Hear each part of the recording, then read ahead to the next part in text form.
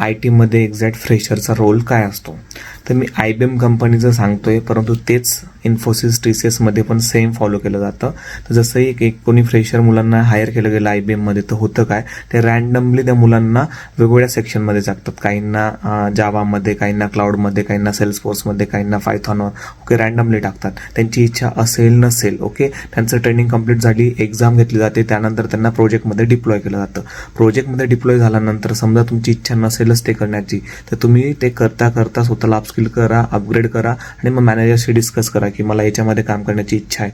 जर मॅनेजर भारी असेल, चांगला असेल, तर नक्कीच तुम्हाला स्विच करण्यासाठी ट्राय करेल. पण ते शक्य झालं नाही तर तुम्हाला त्याच ठिकाणी सर्वाईव्ह करावं लागणार आहे, त्याच लँग्वेजवर काम करावं लागणार आहे मित्रांनो. आणि ही गोष्ट बाकी तुम्हाला सांगत असणार नसणार, पण ती गोष्ट प्रत्येक फ्रेशरने अनुभवलंय, मी सुद्धा अनुभवलेलं आहे.